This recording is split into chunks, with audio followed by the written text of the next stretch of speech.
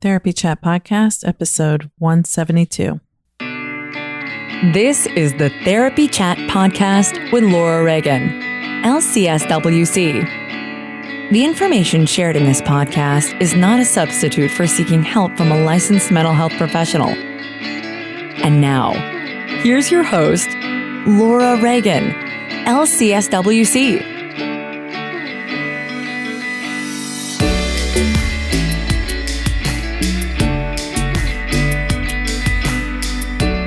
Today's episode is sponsored by Therapy Notes. Between writing notes, filing insurance claims, and scheduling with clients, it can be hard to stay organized. That's why I recommend Therapy Notes. Their easy-to-use platform lets you manage your practice securely and efficiently. Visit therapynotes.com to get 2 free months of Therapy Notes today. Just use the promo code TherapyChat when you sign up for a free trial at therapynotes.com. Today's episode is also sponsored by This Jungian Life podcast. I want to tell you about a podcast that I've recently discovered and am loving. This Jungian Life is a lively conversational podcast with 3 Jungian analysts who explore a wide variety of topics from a depth psychological perspective. They also select a listener's dream for interpretation. I'm secretly plotting how I'm going to get some dreams of myself and people in my family to them to interpret. I don't know. We'll see what happens. It's how they think as well as what they think about, which is almost everything, that makes the show totally worth checking out on your favorite podcast app or at thisjungianlife.com. Therapy Chat Podcast wouldn't exist without the support of its listeners. If you'd like to become a member, please go to patreon.com/therapychat. By making a $1 per month donation, you can help Therapy Chat keep going over the long haul. Thank you for your support. Hi, welcome back to Therapy Chat. Today, I am so excited and honored that I get to interview someone who is really one of the greats. And I don't say that lightly because, as you know, I've had some amazing guests. My guest today has worked for the past 30 years in the Division of Continuing Education at Harvard Medical School. And he's also the director of the Center for Integrative Psychotherapy in Massachusetts. Dr. Daniel P. Brown has over 40 years experience in psychology, and he also has an expertise in Eastern meditation that has allowed him to train alongside Tibetan lamas for 50 years. I can't even begin to comprehend the level of understanding he has of that work. And I'm hoping that he will agree to talk with me about how that meditation training and practice that he's had for such a long time informs his interest and his work in child trauma and attachment. Dan is also the author of Attachment Disturbances in Adults, which is a very comprehensive textbook about working with adults in therapy who have attachment wounds from childhood.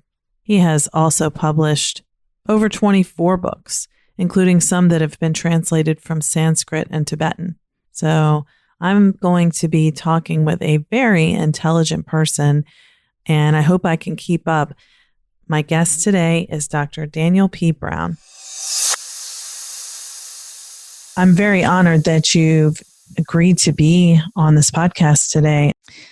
So what I was thinking we could start out with in terms of attachment, there's so much to say about trauma and developmental trauma, so much that could be hours and hours and days and days and days of conversation. But I was thinking it's something that people don't seem to know that much about in the general public. And even in the therapy world, there's less talk about really what children need in order to have their brains develop to the point of helping them become adults who feel safe in the world. And I was wondering if you could just kind of start off with talking a bit about the neuroscience of attachment and how it's connected to the relationship with the primary caregiver.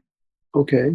Well, the seat of positive emotions and social connection is the medial orbital frontal cortex. And that part of the prefrontal system develops very slowly, isn't fully developed until late adolescence and early adulthood. But that's the center of what assigns emotional significance to events. It's the center for all positive emotions, and it's the center for prosocial behavior. For example, individuals who have extreme dissociative conditions, like dissociative identity disorder, the medial OFC is offline, which is why they are emotionally numb. They experience mostly negative, not positive emotions, and they have a hard time connecting with other people. Whereas if you take people who are very evolved as loving, compassionate people, they're very positive in their outcome. They are very connected with other people, and that would be the epitome of activity in the medial or prefrontal cortex. So how that develops is in the context of secure attachment relationship. Also, other parts of the brain that are very important for intellectual development is the right dorsolateral prefrontal cortex, which is the metacognitive center of the brain. Metacognition was first defined by Piagetian scholar Jean Flavel at Stanford in 1976, and he unfortunately defined it as thinking about thinking. Now we would say it's the awareness of your mental state or awareness of your problem-solving strategies as you're doing them. And it doesn't involve necessarily thinking. It's just awareness of what you're doing at the time or your state of mind at the time. And since the discovery of metacognition, there have been two major developments. One is it's revolutionized the development of education in the West. So now you can get the answer wrong for a complex math problem, and if you illustrate the steps in your reasoning, because it's been well researched that people who illustrate the steps in the reasoning solve problems more efficiently. And the second way that metacognition has helped has been in the area of psychotherapy, because the people at Tavistock, like Peter Fonagy and Howard and Miriam Steele, developed a scale to measure what they call reflective capacity or mentalization capacity. It's a scale that goes from 1 to 9. Most people in the general population score about 4.5 on that, which means that we're mildly metacognitive. People who have been in years of psychotherapy score 8 or 9, which means they've trained themselves to observe their own states of mind. But the Tavistock group found that people who have a personality disorder diagnosis or dissociative disorder diagnosis never score above 3 on that scale. And they're so deficient in metacognition that they developed a whole treatment around it called mentalization-based treatment, MBT, which has very good outcome data on it. So where kids learn the development of metacognitive capacity is with an attachment system with parents who are not only carefully attuned to them, but who wonder out loud accurately about the child's state of mind.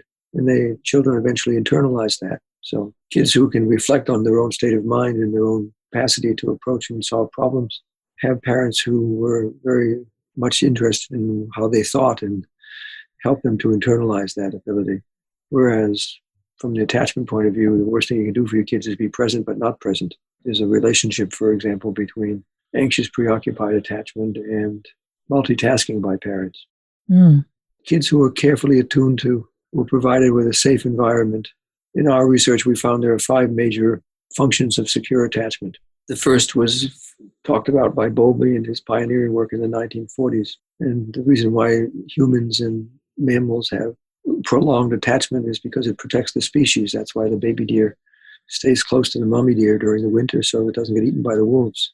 It wanders off too far, becomes independent too quickly before it's ready to protect itself.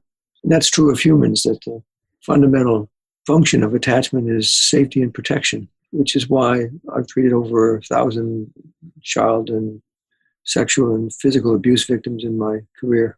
It's one thing working through all the memories of the abusive acts that are done to them sexually or physically.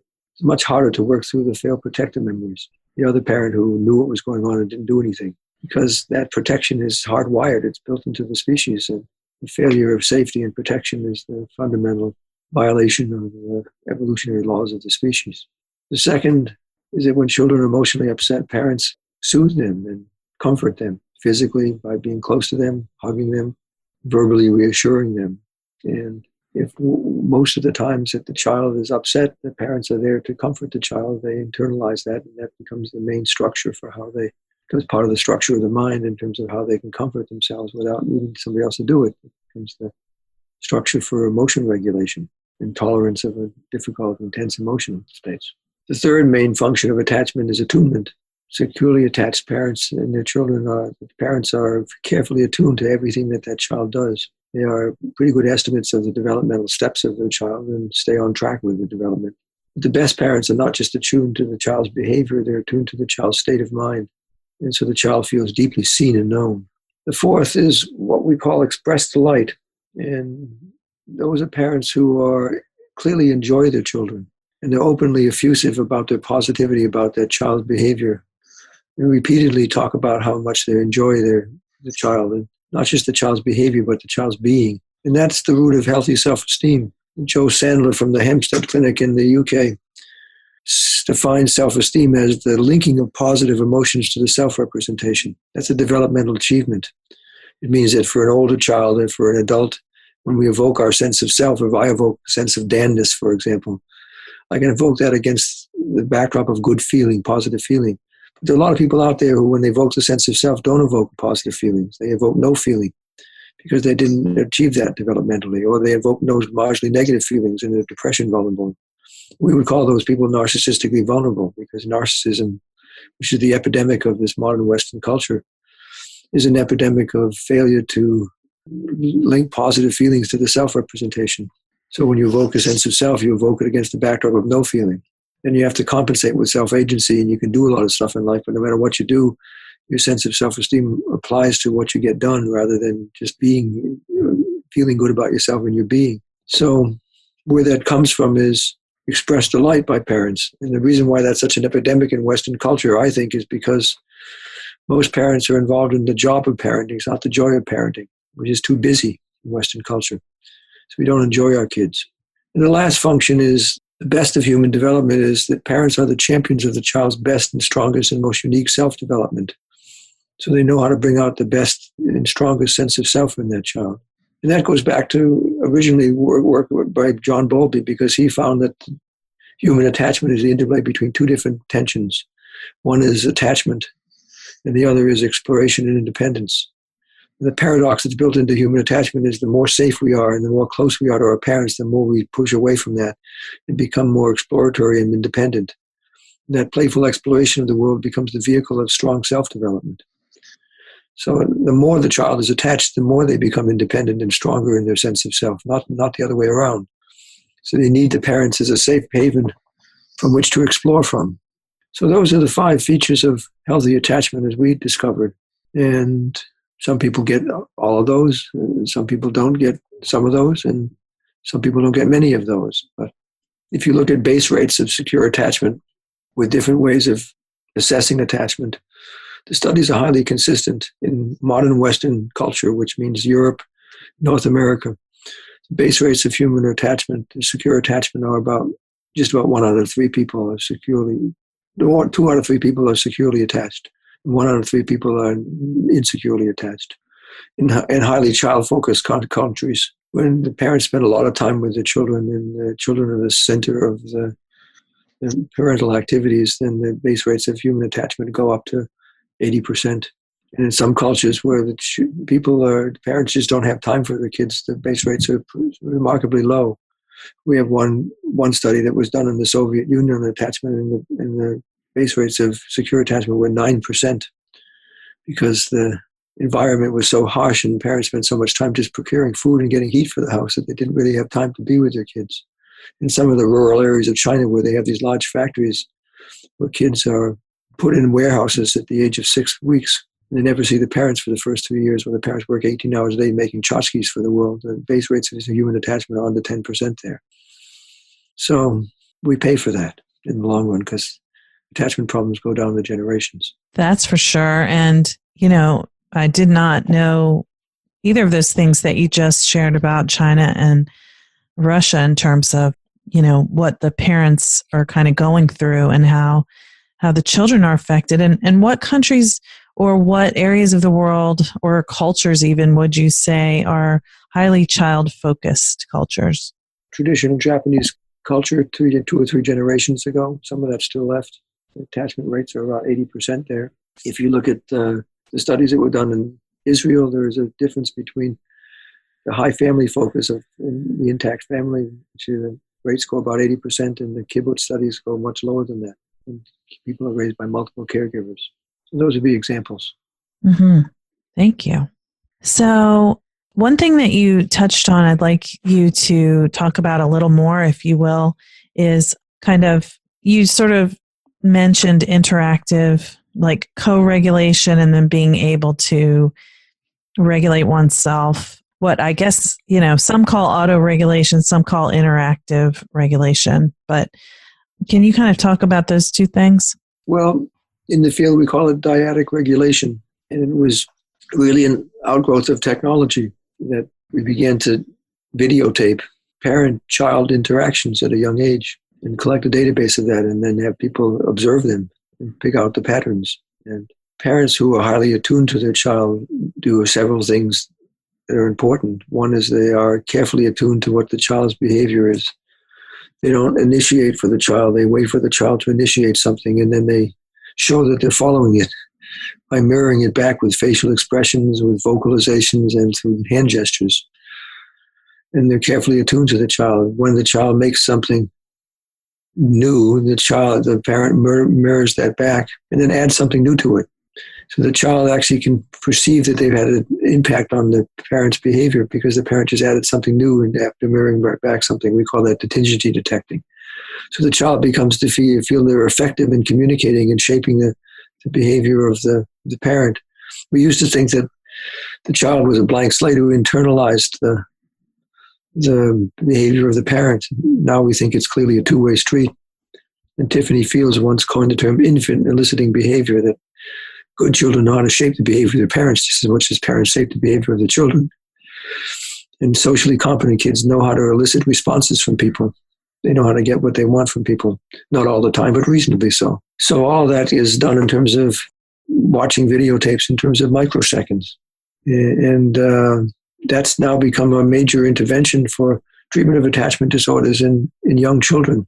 If a child has under, say, 4 years of age, and they have disorganized attachment or avoidant attachment or reactive, or what we call the anxious preoccupied attachment in adults, they have some version of insecure attachment.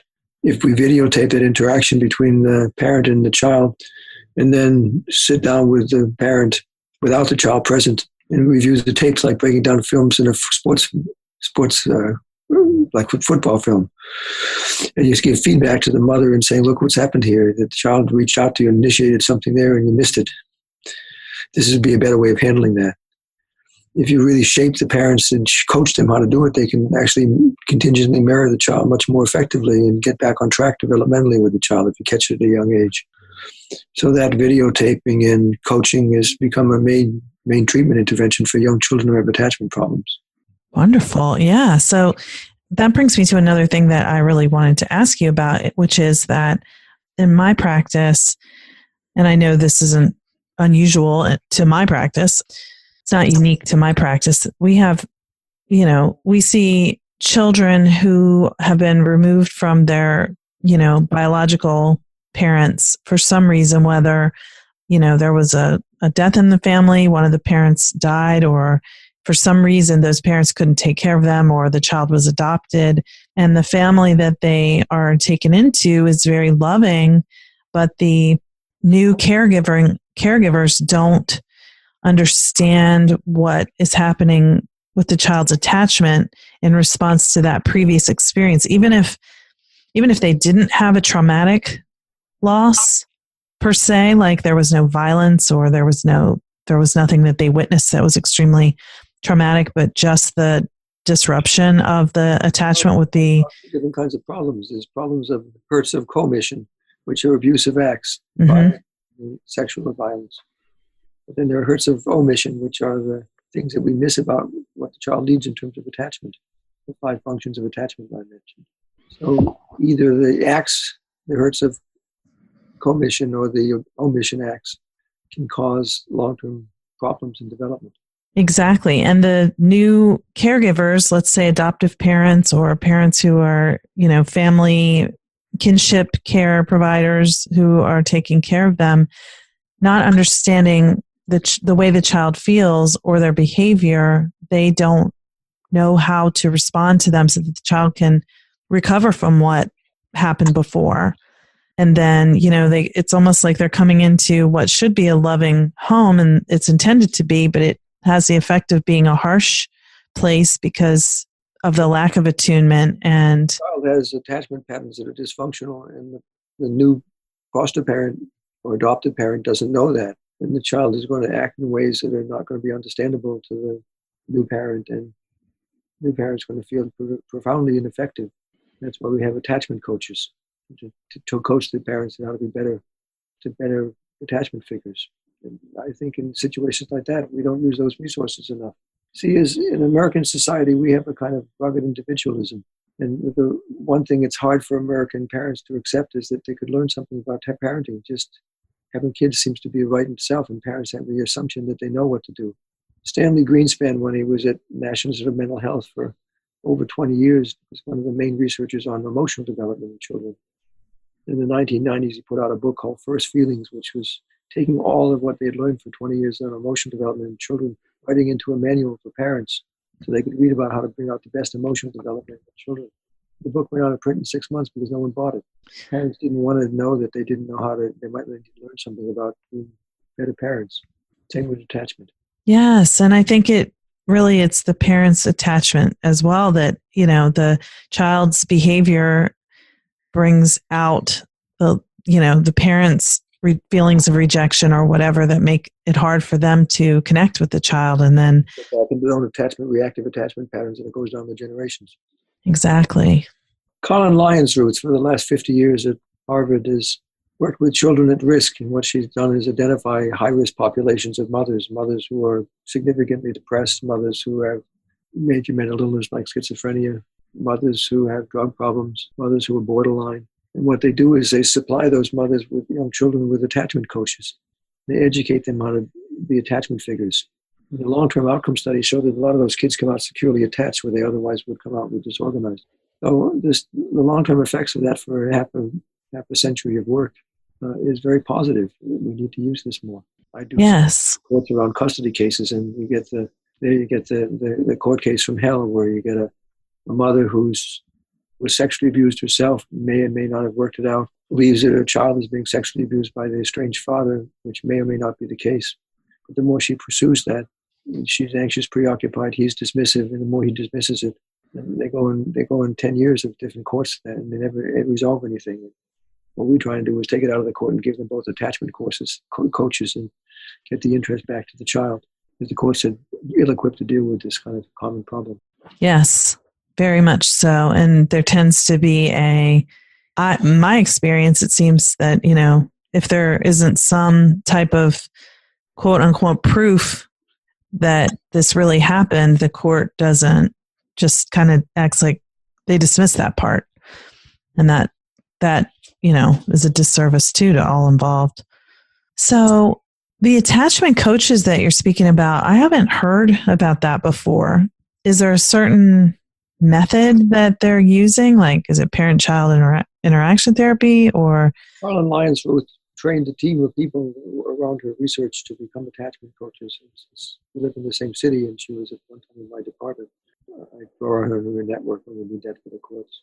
How extensive that is elsewhere, I don't know that. Yes. Sounds like it needs to be, but it's not anything I've ever heard of here. And are they provided? Are they like court mandated for the family?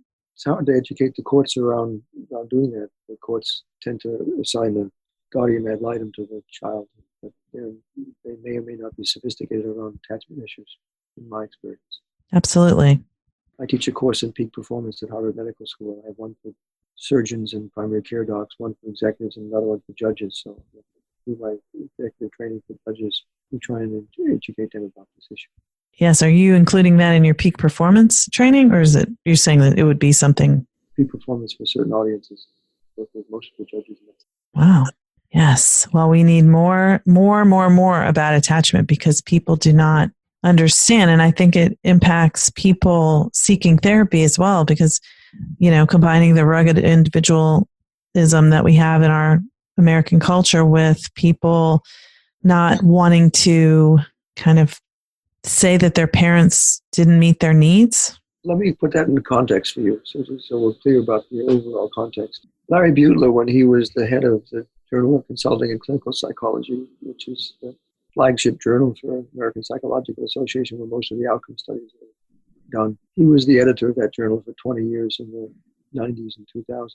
He did a study in the early 90s showing that just about 52% of people who come into psychotherapy don't come in for DSM diagnosable conditions, come in for dissatisfaction in relationships. That's over half the variance.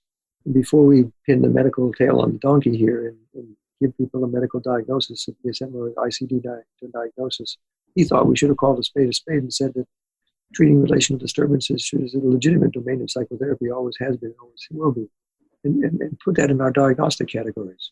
But I'm not of the view that all relational disturbances have to do with attachment. There are three types of relational disturbances. There are attachment disturbances. There are three types of insecure attachment. Adults, we call it dismissing attachment, call it anxious, preoccupied attachment, disorganized attachment. And about 1 out of 3 people in modern Western culture has one of those three types of attachment disturbances. The second problem is those attachment maps are developed around 18 months. They start about 10 months and they're fully in place by 20 months, 24 months, which is consistent with when the representational thinking develops. But that's pre-narrative memory. There are two memory systems. There's a behavioral memory system that's the child's capacity to imitate the behavior of the parent. That starts in about 9 months. And the narrative memory system, we can tell stories about events, isn't fully in place until about 4 years of age. So that means that most attachment is enacted in relationships. It's not something that we're conscious of. Whereas the second relational map develops at about the 3rd and 4th year of life, where the child develops the capacity for complex emotional ideas, internalizes cultural and family beliefs. And those maps are what we call CCRT maps, core conflict relational themes. And they're much more articulated and they're much more available to conscious interpretation. So the way you would get at CCRT formulations is you'd take a history of all the close relationships in the person, intimate relationships in a person's life, when they were an adolescent up to full adulthood. And they tell a story of beginnings and middles and ends about the relationship, how it began, what the promise of the relationship was, what happened over time. And you listen to that and you step back and look at it like a complex musical score. You see there's probably 2 or 3 major themes and infant variations on the same 2 or 3 themes. Relational behavior isn't all over the map. It can be formulated along certain patterns. Most adults who don't have attachment disturbances still have CCRT problems. So they select the wrong kind of relationships over and over again, same old 1 or 2 patterns. There was a Boston analyst, Felix Deutsch, once said, each attempted new relationship is an attempted solution for the previous relationship. There's a certain truth about that. We keep playing out the same old. That's the second relational map. There's a number of treatments, short-term treatments, that it can identify and formulate what the relation key CCRT theme is, feed it back to the patient, play it off the hearing out transcripts, show how it comes up in the relationship with the therapist. And if you do that between 50 and 30 sessions, most people change the map. There's a number of good approaches to CCRT formulations. The best one was at the group at University of Pennsylvania, which was Howard, Lester Laborsky, and Paul Kritzoff. There's one group is a much simpler approach to CCRT formulation, Howard Book in Toronto. And there's Hans Strupp at Vanderbilt. They all have different versions of different languaging for the same approach. So some people have problems with relationships. We call those attachment problems. Some people have problems within relationships, because they keep selecting functional patterns, and those are problems within relationships. So that's the distinction we make between people who have problems with attachment and people who have problems with CCRT formulations. See the difference? Is that clear enough? I think so. And then there's a third type of relational map. The third type of relational map is that people who are abused in certain ways, when the abuser has power over the individual, controls dominates their life, and so the source of the abuser is also the source of whether they live or not. Those are called trauma bonding maps. You see that in the so-called Stockholm Syndrome situation, where there was a bank robber who took over a bank in hostage situation in Stockholm some years ago. And the standoff lasted for several days, and then the assailants, the victims, have formed a strong, intense bond to the assailants, and gave the wrong information to the SWAT team. And one of the when the whole situation was over, one of the victims visited the assailant in jail and eventually married him. As we once said, a faithful dog is a beaten dog. So repeated abuse in a power-dominating situation leads to a very pathological attachment bond. You see that in hostage-taking situations. You see that in domestic violence situations. And you see that in family incest and molestation situations. So that's a very different map. When someone comes in and they say, I have problems in my relationships, my first thought is, which of these three types of relational disturbance are we dealing with? And if it's attachment, you always work developmentally up from the bottom up. So you work with the attachment map. Person has secure attachment, and we look at the CCRT formulation. If they have a significant trauma history, we look at the trauma bonding map. So we don't just do the same thing for everybody. And even for the world of attachment, which is about 1 out of 3 people, there are 3 different types of attachment. Adults, we call them dismissing attachment. There's anxious, preoccupied attachment, and there's disorganized. And the etiology is completely different, so we evolved different treatments for each one of them. So, for example, people with dismissing attachment, the way we assess it in children is with the strange situation paradigm. It's a standard laboratory observation, videotaped observation. So you bring the mother and the child into the playroom. The child is between 10 and 24 months old. And there's no instructions given. There's a couple of chairs in the room. There's toys on the floor. And there's a big plastic box with a lot of toys in it. And you observe what the mother does. Then a stranger comes in for 3 minutes. You see the reaction of the child to the stranger. And then the mother is asked to leave, and you see the reaction of the child being alone with the stranger for 3 minutes. Then the mother comes back, and the stranger leaves, and you see the reunion behavior. What it's like for the child to be with the mother again, whether they recover in their play behavior. Then the mother is asked to leave a second time, and the child is left alone for 3 minutes. And the mother comes back into the second reunion. So you get all the possibilities here. And what we see in that standard observational paradigm, which we've done 50 years of research on now, is that secure kids, the more they seek the mother as a safe haven, the more they can explore the new environment. They exhibit more complex exploratory behavior. They show a clear differential response to the mother and preference for the mother over the stranger or being alone. But when the mother leaves, they don't inhibit their play behavior. They recover and they go back to playing. It's not as efficiently. And they have healthy protest when the mother goes away, and they have good healthy reunion behavior at that attachment when she returns to the room. Kids who have what we call avoidant attachment in kids or dismissing attachment in adults, they're taking the attachment system offline. So they go right for the toys. They don't care whether the mother's there, whether they're alone, or whether the stranger's there. They just go for the toys, but they get very aggressive with the toys and get frustrated easily, and they throw the toys easily. Deactivated the attachment. Then kids who grow up with what we call anxious preoccupied, they have the opposite. They have inhibited exploratory behavior, and they get clingy in their attachment.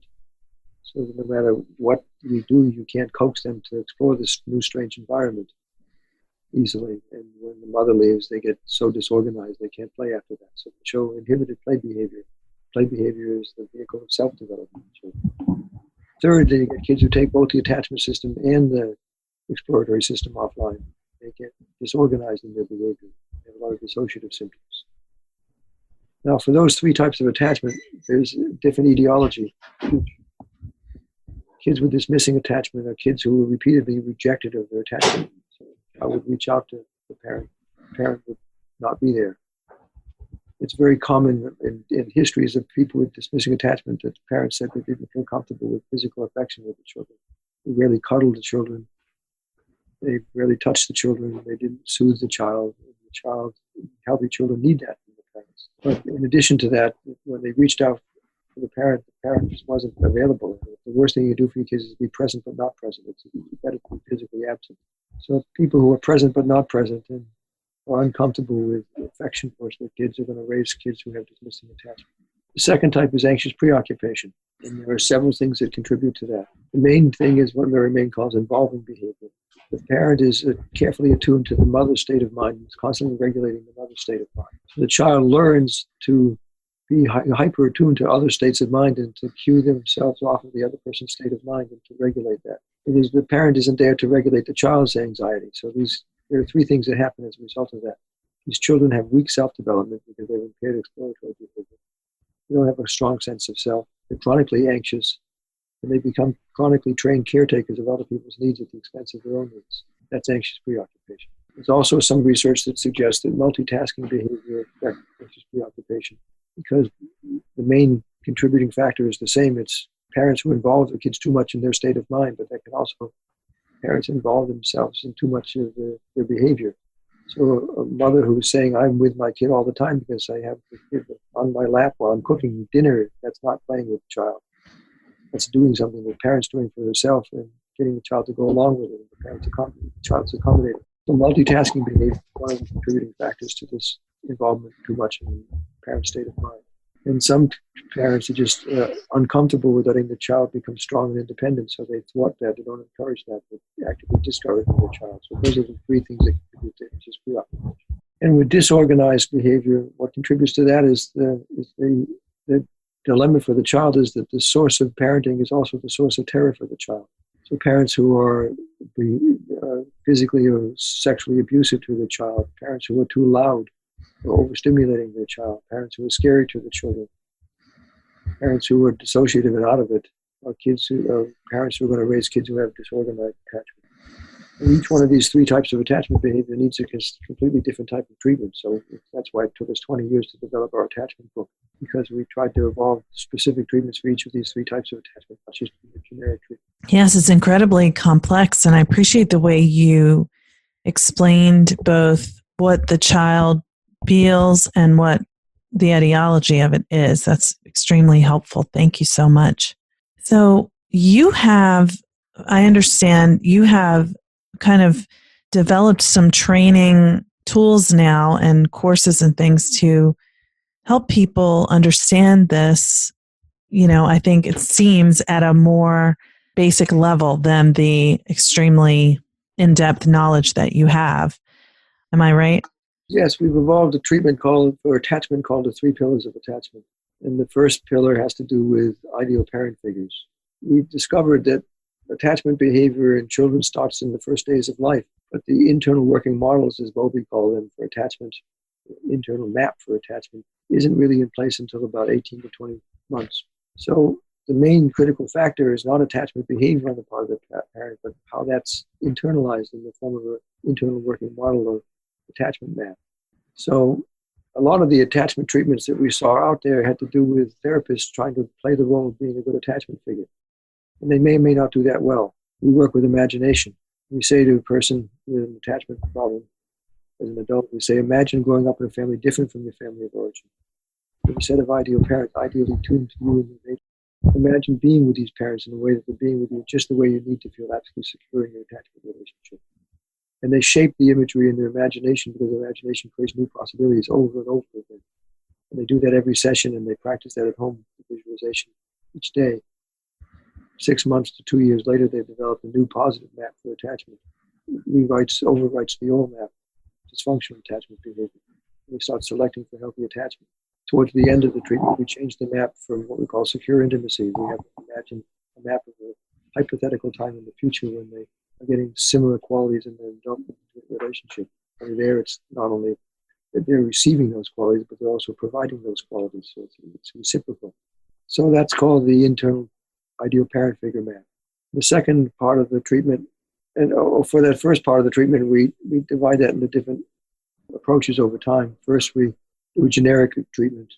Imagine parents, ideal parents who are being with you in a way that you feel absolutely secure in the attachment relationship, and modify that in a way that feels just right for you. That's generic. Then we go through the 5 functions of attachment. Imagine them providing you with safety. Imagine them being carefully attuned to you, comforting you, expressing their delight and joy in your being the champions of your self-development. And then we individualize it. We use the adult attachment inventory, which is the structured interview that goes for measuring attachment. And whatever descriptors they gave us for their parents, which are sometimes negative, we'll translate them into the positive opposite of those. And we'll individualize the treatment protocol so that they're getting exactly what they didn't get. We can tailor it that precisely. So that over time, we're imagining getting exactly what they didn't get the first time around and developing a positive mapping for that, rewriting their attachment map in their head. It takes about 6 months to 2 or 3 years to change the attachment system. The second part of the treatment is developing metacognition, is the capacity to reflect on their own state of mind, because that's a very important part of attachment treatment. The first generation of that work was Mary Main's work on what she called the metacognition scale for the adult attachment. And there was a much more sophisticated development of that with the reflective function scale that Peter Fromm and Howard and Mary Steele developed at Tavistock. So you can actually measure attachment. That's what's developed the whole mentalization-based treatment in the UK. It became very popular. It had very good outcome studies for people with personality dissociative. Then the third generation was the Rome Institute of Cognitive Therapy, Tony Semerari, Giovanni Liotti, and they did a condition-specific approach to metacognition. See, in the West, we think that metacognition is all one thing. If people have reflective capacity, they're mindful of their feelings, whatever. But that's not what the Rome School did. What they said is that there are different metacognitive skills, and for different patients, they're deficient in certain skills, so you can be that precise. So one is metacognitive recognition, the capacity to be aware of what you're feeling. But a very different one is metacognitive mastery, the capacity to be aware of what you're feeling in a way that regulates that feeling. What they found in their research is borderlines are very good at metacognitive recognition, but they're poor in metacognitive mastery. They're often aware of what they're feeling, intensely so. And they're certainly aware of what other people are feeling, but they can't regulate it. Whereas the narcissists are the opposite. They're very poorly aware of their own feelings and certainly oblivious of most other people's feelings. But they have good capacity to regulate, they have good metacognitive mastery. So what the Rome School said is that for a narcissist or a borderline, you have to use very specific interventions to get at what specific metacognitive deficit is. And the other scale they developed was what they call metacognitive integration. If I were to ask a patient who's very dissociative or who's borderline, give me a number from 1 to 10, how organized or disorganized your mind is right now. 1 being completely disorganized, 10 being organized, completely organized, and the other number somewhere in between. Give me a number. If they say 2, that means that they're fairly disorganized. But if I ask them that scale 3 or 5 times a session, and I do that for 6 months, it shapes the direction and metacognitively be aware of their disorganization, and it actually corrects for it. So if we measure coherence of mind over time, they actually get better. They have high coherence of mind. But the trouble that we had with most of the scales on metacognition that were developed, say in the Tavistock approach, is they use preformal development. In other words, they're still using types of metacognition that are children develop at the age of 4 years of age. And even Piaget, when his models on intelligence, said that he stops in adolescence with formal operational thinking. If we think that intelligence stops with adolescence, we'd be in trouble as a human species. And some people have mapped out what are called post-formal stages of cognitive development. There are 7 of them beyond formal intelligence. And we've mapped out not only the stages of post-formal cognitive development, but post-formal metacognitive development. So some of those have to do, for example, with perspective taking, which people with highly dissociative disorders or borderline personality disorders don't have. So we find if early on in the treatment we get them to take a larger perspective in life, they get out of themselves, and it has an organizing effect on states of mind. So we emphasize in our metacognitive development, post-formal cognitive development, high-level skills that our patients can learn, and they get better quicker that way. And the third part of the pillar of our treatment is fostering collaborative behavior. I learned this from the Rome group, from Giovanni Liotti, who died this last year, unfortunately. So, But he was a student of the social anthropologist Michael Tomasello, who spent 10 years studying primates and looking at collaborative behavior. And chimpanzees and apes will collaborate over getting food, but they won't share it very much. What's unique in human evolution is beyond collaboration getting food, we'll collaborate around all sorts of team projects and abstract ideas. So humans in evolution are normally collaborative. But what Tomasello found in his work is that depends on attachment behavior. If kids grow up in secure attachment situations, they're normally collaborative. They share their toys at school. They get empathetic with the kids in preschool who are upset and crying. For kids who grow up in an insecure environment, their normal collaborative nature, which is part of evolutionary plan, is taken offline. So insecure kids grow up not collaborative. So they have to relearn how to be collaborative in therapy, for example. We all know that borderlines need to give good attention to the treatment frame rules in order to get better. Because if they don't show up on time, and they come late, or they don't organize their lives to use the treatment in ways that it's not going to work. So teaching people how to be more collaborative as part of the therapy intervention is our third pillar of treatment. We learn that mostly from Liotti's work. Those are the 3 pillars of treatment. We find that if we do those 3 things once a week on the average of 6 months to 2-3 years, people are getting better. And we measured that in several ways. One is that we gave them all the adult attachment inventory. before treatment and after treatment. And they went from insecure to secure attachment. Second, we measured coherence of mind on a 1 to 9 scale. And they went from low coherence to having high coherence, high coherence is between 7 and 9. And third, that we measured the reflective capacity, that is a general function for metacognition. And they went to improved metacognition, what was below 3 to about 5 or 6 range, sometimes higher than that. So that was our outcome data. So the treatment works. So with your 3 pillars of attachment work, is it available now in an online format or some kind of self-paced learning process? I had 8 other people working on this attachment book with me. We worked together for 10, 20 years, most of us. So they're all well trained in this. So most of them will do online supervision of others. We have supervision groups in California, in Canada, Australia, in a site called attachmentproject.com. It gives an overview of the 3 different types of attachment, the 3 pillars treatment, and there's a continuing education course. There's a continuing education course that you can take online. It gives CEU credits in the U.S. for it, and we hope that people will find a more readily available way to learn this attachment approach over time. And where we've learned it in a certain critical area, then what we do over time is we master classes, either Zoom or or what that means is that if people have learned the system and they're working with it, they can arrange a time with one of the authors of the book to get further consultation, supervision about the questions about how to do this correctly. That's fantastic. And so these courses are available at attachmentproject.com? Attachmentproject.com, yes. It's now up and running. That's wonderful. So we are already at the end of our time. I could ask you questions. You're like an encyclopedia. You're really like, I can't believe the way you can just pull the names and recall them. I cannot do that. 50 years will do that, huh? I'm way behind, but I'm extremely grateful that you were willing to share just a tiny sliver of your incredible knowledge with us today. And so I definitely want to direct people to attachmentproject.com to find these courses and this material and videos. Is there another place that people should go to find more of what you're doing, or is that the main place? Well, I'm trying to take all my courses and put them online in the next year. So we have a course on complex trauma. We have one on treating conversion disorders, which no one knows how to do anymore. We have a course on treating personality disorders and dissociative disorders. We have a course on treating bipolar disorders. We have a course on treating somatoform disorders. We have a course on treatments of anxiety disorders and depression. I'm trying to put all that on film. That's amazing. That is an extremely important body of work for people to be able to learn from you. Yes, because all of the, conversion disorders, somatoform, those things, certainly people aren't learning about them in school, and it's not like there are many continuing ed courses on those subjects. So much needed. Well, most of the education really is postgraduate, so that's why we thought we'd put it all online. Mm-hmm. Wonderful. Dr. Brown, thank you so much for being my guest on Therapy Chat today. I would love to talk with you again if we can make that happen. But in the meantime, this has been a wonderful discussion, and I can't wait for our audience to hear it. It's my pleasure. Thank you for your thoughtfulness.